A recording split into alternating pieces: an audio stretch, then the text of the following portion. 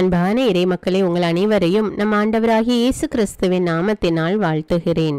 புனித வியாழன் அன்று நம் ஆண்டவராகிய இயேசு கிறிஸ்து தன்னுடைய உடலையும் இரத்தத்தையும் நமக்கு உணவாக கொடுத்து நம்மை பாவத்திலிருந்து மீட்க நற்கருணையை ஏற்படுத்தி இருக்கிறார். தன்னையே நமக்காக பலியாக ஒப்பு கொடுத்த அந்த நற்கருணை ஆண்டவரை நாம் இப்பொழுது போற்றி புகழ்ந்து ஆராதிப்போம். நித்திய ஸ்துதிக்குரிய பரிசுத்த பரமதிவ்ய நற்கருணைக்கு சதா காலமும் ஆராதனையும் ஸ்துதியும் ஸ்தோத்திரமும் நமஸ்காரமும் உண்டாக கடவது. நித்திய ஸ்துதிக்குரிய பரிசுத்த பரமதிவ்ய நற்கருணைக்கு சதா காலமும் ஆராதனையும் ஸ்துதியும் ஸ்தோத்திரம் நமஸ்காரமும் உண்டாக கடவது. நித்திய ஸ்துதிக்குரிய பரிசுத்த பரமதிவ்ய நற்கருணைக்கு சதா காலமும் ஆராதனையும் ஸ்துதியும் ஸ்தோத்திரமும் நமஸ்காரமும் உண்டாக கடவது. புனித லூக்கா எழுதிய தூய நற்செய்தியிலிருந்து வாசகம். அதிகாரம் 22, இறை வார்த்தைகள் 15 முதல் 20. இயேசு சீடர்களை நோக்கி, நான் துன்பங்கள் படுமுன் உங்களோடு இந்த பாஸ்கா விருந்தை உண்பதற்கு மிக மிக ஆவலாயிருந்தேன்.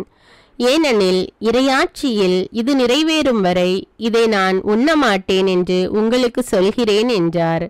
பின்பு அவர் கிண்ணத்தை எடுத்து கடவுளுக்கு நன்றி செலுத்தி அவர்களிடம், இதை பெற்று உங்களுக்குள்ளே பகிர்ந்து கொள்ளுங்கள். ஏனெனில் இது முதல் இறையாட்சி வரும் வரை திராட்சை பழ ரசத்தை குடிப்பதில்லை என நான் உங்களுக்கு சொல்கிறேன் என்றார். பின்பு அவர் அப்பத்தை எடுத்து கடவுளுக்கு நன்றி செலுத்தி அதை பிட்டு அவர்களுக்கு கொடுத்து, இது உங்களுக்காக கொடுக்கப்படும் எனது உடல், எனது நினைவாக இவ்வாறு செய்யுங்கள் என்றார். அப்படியே உணவு அருந்திய பின்பு அவர் கிண்ணத்தை எடுத்து, இந்த கிண்ணம் உங்களுக்காக சிந்தப்படுகிற எனது இரத்தத்தால் நிலைப்படுத்தப்படும் புதிய உடன்படிக்கை என்றார். இது கிறிஸ்துவின் நற்செய்தி. கிறிஸ்துவே உமக்கு புகழ். என்னை உணவாய் உண்டு வாழும் சகோதரமே, உங்களை விட்டு பிரிந்து செல்ல எனக்கு துணியளவும் மனம் இல்லை. உங்கள் உயிரோடு உடலோடு உணர்வோடு ஒன்றித்து வாழ எனக்கு மிகவும் ஆசை. ஆனால் உங்களிடமிருந்தே எனக்கு சாவு வருவது உறுதி என நன்றாக புரிந்து கொண்டேன். இதுதான் வாழும் வரலாறு என நான் நன்றாக அறிவேன். உங்களோடு இன்று நான் இன்னொரு செயலை செய்ய போகின்றேன். இது இந்த சமூகத்தின் புதிய செயல் அன்று, வழக்கமான ஒன்றுதான். உங்களோடு நான் பந்தி அமரப் போகின்றேன். ஏற்கனவே பல பந்தி அமர்வுகளில் நான் பங்கேற்றுள்ளேன். ஒவ்வொரு பந்தி அமர்வும் என்னுள்ளே ஒவ்வொரு விதமான பாடத்தை கொடுத்தது. ஒவ்வொரு நிகழ்வும் எனக்கு ஒரு புதிய அனுபவமானது. எனது பெரும்பாலான பந்தி அமர்வுகள் பாமர மக்களோடு தான் நிகழ்ந்தது. அதனில் சிலவற்றை இந்நேரத்தில் உங்களுக்கு குறிப்பிட்டு காட்ட விரும்புகின்றேன். கலிலேயாவில் உள்ள கானா ஊரில் திருமணம் ஒன்று நடைபெற்றது. அது ஏழை வீட்டு திருமணம். விருந்தின் போது ஒரு சிக்கல். அதுவரை பரிமாறப்பட்ட ரசம் தீர்ந்து விட்டது. மணவீட்டார் அங்கலாய்த்து நின்றனர். அடுத்தவர் மீதான அக்கறையை எங்கும் எப்போதும் வெளிப்படுத்த வேண்டும் என்ற பாடத்தை அந்த திருமண விருந்து எனக்கு கற்றுத்தந்தது. சுங்கச்சாவடியில் வரி வசூலித்து கொண்டிருந்த மத்தேயுவை என் பணிக்காக அழைத்தது மட்டுமன்றி அவரது வீட்டுக்கு சென்று விருந்து உண்டேன். அதனில் சீடர்களும் பங்கேற்றனர். அப்பந்தியில் பரிசேயரால் பாவிகள் என கருதப்பட்டோர், வரிதண்டுவோர் என பலரும் பங்கேற்றனர். ஒதுக்கப்பட்டவர்களோடு உட்கார்ந்து சாப்பிடுவதை கண்ட பரிசேயர் எனது செயலை கேள்விக்குட்படுத்தினர். ஒரு நாள் திபேரிய கடல் அருகே இன்னொரு விருந்து நடைபெற்றது. அது முற்றிலும் எதிர்பாராதது. நான் அப்பகுதியில் இருந்ததை கேள்வியுற்று மக்கள் பெருந்திரளாக அங்கு வந்து சேர்ந்தனர். அவர்கள் என்னோடு நீண்ட நேரம் செலவிட்டனர். அந்நேரத்தில் அங்கு அமர்ந்திருந்த அத்தனை பேருக்கும் உணவு கொடுக்க சீடர்களிடம் சொன்னேன். எப்படி கொடுப்பது? எவ்வளவு பணத்துக்கு உணவு வாங்குவது? அவ்வாறு வாங்கினாலும் போதுமா என்ற கேள்விகள் அவர்களுள் எழுந்தன. பகிரும் பண்பிருந்தால் பற்றாக்குறை என்ற சொல்லுக்கே இடமில்லை என்ற சிந்தனைக்கு உயிரூட்ட ஒரு ஏழை சிறுவன் தன்னிடமிருந்த உணவை கொடுத்தான். எல்லோரும் வயிறார உண்ண இந்த சிறுவனின் பகிர்வு தூண்டுகோலானது. அடுத்திருப்போரின் அடிப்படை உரிமைகளை நிறைவேற்றும் அக்கறை உணர்வை எனது சீடர்களும் சூழ இருந்த எல்லோருக்கும் கற்றுக் கொடுக்கும் வாய்ப்பாக்கினேன். சக்கேயு என்பவரை பற்றி கேள்விப்பட்டிருப்பீர்கள். வரி வசூலிப்போரின் தலைமை பொறுப்பில் இருந்தார். அவரிடம் எக்கச்சக்கமாக செல்வம் சேர்ந்திருந்தது. அவர் என்னை பற்றி அறிந்திருக்கிறார். நேரடியாக என்னை பார்க்க தன்னுள் ஆசை கொண்டிருந்தார். எரிகோ நகர் வழியே நான் வருகின்ற தகவல் அறிந்து வழியோரம் நின்ற ஒரு முசுக்கட்டை மரத்தின் மீது ஏறி காத்திருந்தார். தவறிழைத்தாலும் திருந்த வேண்டும், நன்மை புரிய வேண்டும் என்ற ஒருவித ஆர்வம் அவருள் இருந்ததை உணர்ந்தேன். அவர் ஏறி அமர்ந்திருந்த மரத்தின் அடியில் நின்று அவரை அழைத்தேன். என்ன உற்சாகம்! வேகமாக இறங்கி வந்தார். அன்று அவரது வீட்டில் நான் தங்க வேண்டும் என்று எனது விருப்பத்தை வெளிப்படுத்தினேன். ரொம்பவே சந்தோஷப்பட்டார். என்னை வீட்டிற்கு கூட்டி சென்றார். நல்ல விருந்து கொடுத்தார். அந்த விருந்து அவரது பழைய வாழ்வை மாற்றும் விருந்தானது. அவரது அதிகார போதையில் இருந்து விடுபட்டு அதற்கான பரிகாரம் தேடிக்கொள்ளும் வாய்ப்பாக மாற்றிக்கொண்டார். அந்த விருந்தின் போதும் பலர் முணுமுணுத்து கொண்டிருந்ததை என்னால் பார்க்க முடிந்தது. பெத்தானியாவில் வாழ்ந்த சீமோன் என்பவரது இல்லத்தில் விருந்துக்காக அழைக்கப்பட்டேன். அவரது அழைப்பை ஏற்று நானும் சென்றேன். விருந்தின் போது லாசரின் சகோதரி மரியா அங்கு வந்தார். தான் கொண்டு வந்த விலை உயர்ந்த நறுமண தைல படிக சிமிலை திறந்து என் தலை மீதும் காலடியிலும் ஊற்றினார். என் காலடி அமர்ந்து தமது கூந்தலால் துடைத்தார். இதனை என்னோடிருந்த சீடர்கள் கூட எதிர்த்தனர். விருந்து என்பது வெறுமனே உணவு பரிமாற்றம் அல்ல, அது உள்ளத்திலிருந்து ஊற்றெடுக்கும் உறவு பகிர்வு என எனது சீடர்களுக்கே தெரியவில்லை. என் நல்ல நண்பர்களே, இந்த பந்தி அமர்வு ஏற்கனவே நான் பங்கேற்ற விருந்துகள் தந்த பாடங்களின் விடைகளாகட்டும். எனது பந்தி அமர்வில் உணவு மட்டும் பகிரப்படவில்லை, மாறாக எனது உயிர் பரிமாறப்படுகிறது. ஏனெனில் இங்கு நான் என்னையே அப்பரச வடிவில் உணவாக்குகின்றேன். இப்போது நிகழ்வாகும் பந்தி இந்த நேர பசிக்கானது மட்டுமல்ல, எல்லா மக்களின் வாழ்வுக்குமானது. ஒவ்வொரு வேளை உணவும் பகிரப்பட்டுதான் உண்ணப்பட வேண்டும் என என் சீடர்கள் வழியாக நிர்பந்திக்கிறேன்.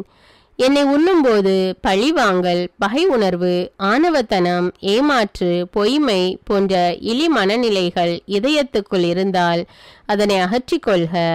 எனது விருந்தில் எல்லோரும் சமம் என்ற சரிநிகர் உணர்வு மேலோங்கட்டும். இந்த உணவு பரிமாற்றம் தியாகத்தின் அடையாளமாகட்டும். எனது உணவின் போது உயர்ந்தோர் தாழ்ந்தோர் என்ற பாகுபாட்டு சிந்தனைக்கே இடமில்லை. மானிட நட்புறவு சிறப்பை இந்த விருந்து வலியுறுத்தி கொண்டே இருக்கட்டும். பணிவு, பரிவு, பாசம், பகிர்வுக்கு என் உயிருள்ள இந்த உணவு எடுத்துக்காட்டாக நினைவு கூறப்படட்டும்.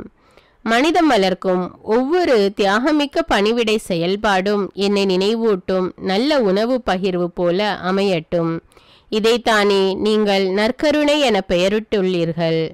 எப்போதெல்லாம் பாசம் கலந்த பகிர்வு நிகழ்வாகிறதோ, எப்போதெல்லாம் பணிவு நிறைந்த பணிகள் நிறைவேறுகிறதோ, எப்போதெல்லாம் தியாகம் செறிந்த உழைப்பு உருவேறுகிறதோ, எப்போதெல்லாம் சமத்துவமிக்க பார்வை நிலையாகிறதோ, எப்போதெல்லாம் உண்மை கொண்ட பகிர்வு செயலாகிறதோ, எப்போதெல்லாம் அக்கறை மிக்க அணுகுமுறை பணியாகிறதோ, எப்போதெல்லாம் உயிர் காக்க உதிரம் தானமாகிறதோ, எப்போதெல்லாம் நிபந்தனையற்ற உறவு பரிமாறப்படுகிறதோ, அப்போதெல்லாம் என் பெயரால் நீங்கள் கொண்டாடும் நற்கருணை விருந்து அர்த்தமானது, இல்லையேல் அது அபத்தமானது.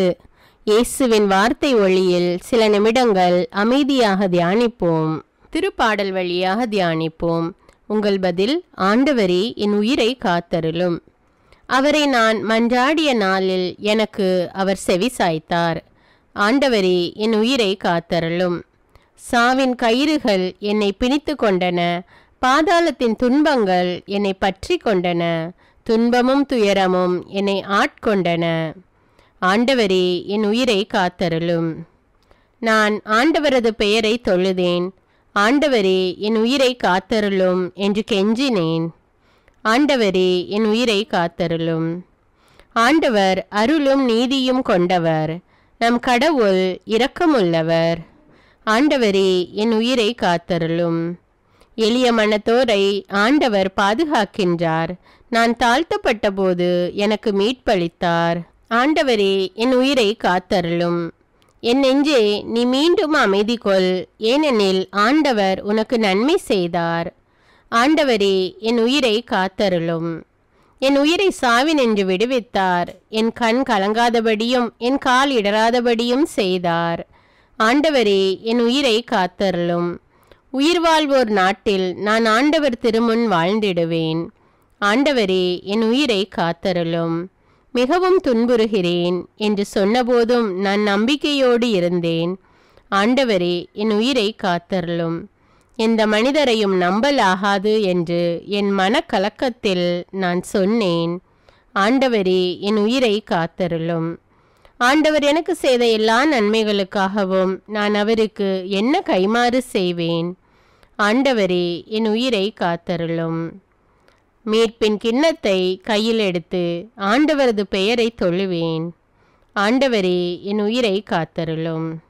இதோ ஆண்டவருடைய மக்கள் அனைவரின் முன்னிலையில் அவருக்கு என் பொருத்தனைகளை நிறைவேற்றுவேன். ஆண்டவரே, என் உயிரை காத்தருளும். ஆண்டவர் தம் அன்பர்களின் சாவு அவரது பார்வையில் மிக மதிப்புக்குரியது. ஆண்டவரே, என் உயிரை காத்தருளும். ஆண்டவரே, நான் உண்மையாகவே உம் ஊழியன். நான் உம் பணியால் உம் அடியாளின் மகன். என் கட்டுகளை நீர் அவிழ்த்து விட்டீர். ஆண்டவரே, என் உயிரை காத்தருளும். நான் உமக்கு நன்றி பலி செலுத்துவேன். ஆண்டவராகிய உம் பெயரை தொழுவேன். ஆண்டவரே, என் உயிரை காத்தருளும். இப்பொழுதே உம் மக்கள் அனைவரின் முன்னிலையில் ஆண்டவரே, உமக்கு என் பொருத்தனைகளை நிறைவேற்றுவேன். ஆண்டவரே, என் உயிரை காத்தருளும். உமது இல்லத்தின் முற்றங்களில் எருசலேமின் நடுவில் ஆண்டவரே, உமக்கு என் பொருத்தனைகளை நிறைவேற்றுவேன். அல்லேலூயா. ஆண்டவரே, என் உயிரை காத்தருளும். உயிர் வாழும் உணவாக உம்மையே தந்த நல்ல இயேசுவே, நீர் ஏற்படுத்திய நற்கருணை விருந்து உண்மையிலேயே ஆழமான அர்த்தங்களை கொண்டுள்ளது. அது மாபெரும் விடுதலை வாழ்வுக்கான செயல்பாடு. நல்ல மன உணர்வுகளை வளர்க்கவும் உயர்ந்த மனநிலைகளோடு வாழவும் தூண்டுகின்றது. நான் என்னோடு வாழ்கின்ற ஒவ்வொருவரையும் மதிப்போடும் சமத்துவத்தோடும் மாண்போடும் நினைத்து தோழமை உணர்வோடு வாழ வழிகாட்டுகின்றது. மது நற்கருணை விருந்தினில் பங்கேற்கும் தகுதியான மனநிலையை கூட நீர் சுட்டி காட்டினீர். நெஞ்சில் வஞ்சக உணர்வோடு உணவில் பங்கேற்ற யூதாஸ் இஸ்காரியோத்தின் பாதக செயலையும் நீர் அந்த விருந்தின் போது குறிப்பிட்டீர். அவன் பிறவாதிருந்தாலே நலம் என்று கூட வருத்தப்பட்டீர். அந்த யூதாஸ் போலத்தானே நானும் எனது வாழ்வும் உமோடு ஒன்றித்திருப்பது போல இருப்பேன். ஆனால் என்னுள் உடனிருந்தே குளிப்பறிக்கும் இழி மனநிலை. உமது விருந்து பாசத்தின் பகிர்வு என அறிந்தும் பலரோடு பகை உணர்வு வளர்த்து கொண்டு ஏதும் அறியாதது போல பாசாங்கு காட்டி நற்கருணை விருந்தில் பங்கேற்றுள்ளேன். திருப்பலிக்கு திரு வழிபாட்டிற்கு நானும் வந்துள்ளேன் என காட்டிக்கொள்வதற்காகவே சில நேரங்களில் நற்கருணை பெற்றுள்ளேன். பாஸ்கா உணவை உண்ண நீர் உமது சீடர்களோடு எவ்வளவு முன் தயாரிப்பு செய்தீர். ஆனால் எந்த தயாரிப்பும் இல்லாமல் ஏனோதானோ என்றும் பந்தாத்தனத்தோடும் உமது விருந்தில் பங்கெடுத்த பொழுதுகளை நினைத்து வருந்துகின்றேன். நற்கருணை விருந்தில் கலந்து கொள்ளும் நான் உம்மை போன்று நலிந்தவருக்கு உதவும் நற்பணியில் ஈடுபட மறந்திருக்கிறேன். நற்கருணை கொண்டாட்ட திருநிகழ்வை பொழுதுபோக்காக வாடிக்கை செயலாக கருதி வெறுமனே கடமைக்காக கலந்து கொண்டு சென்ற நாட்கள் பல உண்டு. பகிரப்படாத செல்வம் பாவமானது என்ற தூய பெசிலின் பகிரங்கமான குற்றச்சாட்டை நான் அறிவேன். எதையும் பகிராமல் ஏழையரை பற்றி அக்கறை கொள்ளாமல் எது எங்கு நடந்தால் எனக்கென்ன என்ற உணர்வற்ற மனப்பாங்குடன் விருந்தில் பங்கேற்றது பெரும் பாவம் என புரிந்து கொண்டேன். மணிக்கணக்கில் கணினி, விரும்பும் நேரமெல்லாம் விளையாட்டு, பொழுதை போக்கும் நோக்கோடு டிவி, டைம் பாஸ் என்ற போர்வையில் நட்பு, கூட்டங்களோடு பிறர் பற்றிய புரணி, பல முக்கிய பணிகள் கண்முன் இருந்தும் கண்டுகொள்ளாமை, சோம்பல்தனம், இன்று எங்கு சுற்றுவது, நாளை எங்கே போய் ஜாலியாக இருப்பது என இலக்கில்லா பயணங்கள், மது அருந்தினால்தான் நட்பு வட்டம் நம்மை ஏற்கும் என்ற தெளிவற்ற பார்வைகள். இது மட்டுமா, என்னை சூழ வாழும் ஒரு சிலர் பங்கில் சமூகத்தில், தெரு வீதிகளில் ஒருங்கிணைந்து திட்டமிட்டு ஏதேனும் நல்லவை செய்தால் பொறாமை நிறைந்த எனது கேலி கிண்டல்கள், பழிப்புகள் என என்னவெல்லாமோ அநியாயங்கள் செய்துவிட்டு அழகான உடை உடுத்தி அற்புதமாக பேசி உமது தியாக விருந்தில் பங்கேற்றது அராஜகமிக்க அரக்கத்தனம் என மனதார உணர்கிறேன். குடும்பம் ஒரு கோவில். குடும்பத்தில் வாழும் ஒவ்வொருவரும் கண்காணும் கடவுள். குடும்பத்தில் உடன் வாழ்வோரின் குறை நிறைகளை கடந்து அன்பு செலுத்துவதில்தான் குடும்ப சந்தோஷம் கூடி வாழ்கிறது. கூடி வாழ்வோரின் சிறு சிறு தவறுகளை கூட பெரிதுபடுத்தி அதை ஊரெல்லாம் ஊதி பெருக்கி மானமிழக்க செய்யும் பண்பற்ற மனநிலை என்னிலும் இருக்கிறது. என் சுயநலத்திற்காக பெற்றோர் பிள்ளைகள் உடன்பிறப்பு என்றும் பாராமல் சதியாட்டம் போடும் பேயெண்ணமும் என்னிலுண்டு. குடும்ப உறவுகளில், நலமான நட்புகளில் உமை உணராமல் வெறுமனே ஆலயத்தில் வந்து எதையெதையோ பிதற்றி கொண்டு நற்கருணை பந்தியில் வந்து நின்ற எனக்கும் யூதாசுக்கும் என்னதான் வித்தியாசம்? எல்லோரையும் சமமாக பார்த்த இயேசு சமத்துவம் உணர்த்தும் உமது விருந்தில் ஏழை பணக்காரர் என்றோ, படித்தவர் பாமரர் என்றோ, திறமைசாலி திறமையற்றவர் என்றோ, அறிவாளி கோழை என்றோ, அழகானவர் அசிங்கமானவர் என்றோ, உயர்ஜாதி தாழ்ஜாதி என்றோ, சிறியவர் பெரியவர் என்றோ, ஆண் பெண் என்றோ, நெட்டை குட்டை என்றோ, சிவப்பு கருப்பு என்றோ எந்த பாகுபாடும் இல்லை. விருந்தினில் எல்லோரும் ஒன்றே. என் அன்றாட வாழ்வில் இந்த பாகுபாடுகளை மையப்படுத்திய எனது பல செயல்பாடுகளை அமைத்திருக்கின்றேன். பங்கு, மறைக்கல்வி, இயக்கங்கள், பக்த சபைகள், சங்கங்கள், குழுக்கள், அன்பியங்கள், பங்கு அருள்பணி பேரவை என்ற எல்லா மக்கள் பங்கேற்பு தலங்களிலும் ஆட்களை வேறுபடுத்தி பார்க்கும் கீழான மனநிலையோடு நடந்திருக்கிறேன். அவ்வாறு ஆட்களை தரம் பிரித்து பார்ப்பது உமது உயிர் உணவை சிதைப்பதற்கு ஒப்பானதல்லவா? இவைகளுக்காக இந்நேரத்தில் மனம் வருந்தி உம்மிடம் வேண்டுகின்றேன். பொது வேண்டுதல்கள். உங்களுடைய பதில்: நற்கருணையாக வாழும் வரம் தாரும் இயேசுவே. இருப்பதை இல்லாதவரோடு பகிர்ந்து நற்கருணையாக வாழும் வரம் தாரும் இயேசுவே. பாசத்தை எல்லோருக்கும் வழங்கி நற்கருணையாக வாழும் வரம் தாரும் இயேசுவே. தியாகத்தால் என்னையே கரைத்து நற்கருணையாக வாழும் வரம் தாரும் இயேசுவே. உண்மையோடு நன்மைக்காக உழைத்து நற்கருணையாக வாழும் வரம் தாரும் இயேசுவே. நீதியோடு நேர்மையில் நிலைத்து நற்கருணையாக வாழும் வரம் தாரும் இயேசுவே. பரிவோடு பணிகளில் இணைந்து நற்கருணையாக வாழும் வரம் தாரும் இயேசுவே. இரக்க செயல்பாடுகளில் ஒன்றித்து நற்கருணையாக வாழும் வரம் தாரும் இயேசுவே. சமத்துவ பார்வையை வளர்த்து நற்கருணையாக வாழும் வரம் தாரும் இயேசுவே. அடுத்தவர் மீதான அக்கறையில் வாழ்ந்து நற்கருணையாக வாழும் வரம் தாரும் இயேசுவே. பொதுமை பணிகளில் என்னையும் பிணைத்து நற்கருணையாக வாழும் வரம் தாரும் இயேசுவே. உறவை உயிர் போல காத்து நற்கருணையாக வாழும் வரம் தாரும் இயேசுவே. பிறரது உணர்வுகளை உளமாற மதித்து நற்கருணையாக வாழும் வரம் தாரும் இயேசுவே. உழைப்போர் உரிமைகளை பாதுகாத்து நற்கருணையாக வாழும் வரம் தாரும் இயேசுவே. அன்பிழந்தோருக்கு அன்பை வழங்கி நற்கருணையாக வாழும் வரம் தாரும் இயேசுவே. அறநெறிகளில் அன்றாடம் சிறந்து நற்கருணையாக வாழும் வரம் தாரும் இயேசுவே. ஆறுதலான வார்த்தைகளால் பிறரை அரவணைத்து நற்கருணையாக வாழும் வரம் தாரும் இயேசுவே. புன்னகையால் பிறர் மனம் புகுந்து நற்கருணையாக வாழும் வரம் தாரும் இயேசுவே. என்னை இழப்பதால் பிறருக்கு வாழ்வு கொடுத்து நற்கருணையாக வாழும் வரம் தாரும் இயேசுவே. இரத்த தானம், கண் தானம், உறுப்பு தானங்களால் நற்கருணையாக வாழும் வரம் தாரும் இயேசுவே. எதையும் மிகுந்த ஈடுபாட்டுடன் செய்து நற்கருணையாக வாழும் வரம் தாரும் இயேசுவே. 2000 ஆண்டுகளுக்கு பின்னும் உயிர் பிரசன்னமாக எம்மோடு வாழும் இயேசுவே, உம்மை எங்களுக்கு தந்ததால் நாங்கள் உமது உள்ளத்தை பெற்றுள்ளோம். சமூக வாழ்வில் நீர் எவ்வாறு சிந்திப்பீர், செயலாற்றுவீர் என்பதை எம் உள்ளங்கள் தெளிவுற உணர்ந்து உறுதிப்பாட்டுடன் வாழ செய்யும். ஒவ்வொருவரிலும் உயிர் வாழும் உம்மை கண்டு உறவோடு வாழும் உயர்ந்த பார்வையை தாரும். உமது உயிரினை உட்கொள்ளும் நாங்கள் உம்மை போன்று எம்மையும் எம்மிடம் இருப்பதையும் உள்ளன்போடு பகிர்ந்து வாழும் பாச உணர்வை தாரும். இதனால் நாங்கள் ஒவ்வொருவரும் நடமாடும் நற்கருணையாக நாளும் வாழ வரம் தாரும். ஆமீன். நித்திய ஸ்துதிக்குரிய பரிசுத்த பரமதிவ்ய நற்கருணைக்கு சதா காலமும் ஆராதனையும் ஸ்துதியும் ஸ்தோத்திரமும் நமஸ்காரமும் உண்டாக கடவது.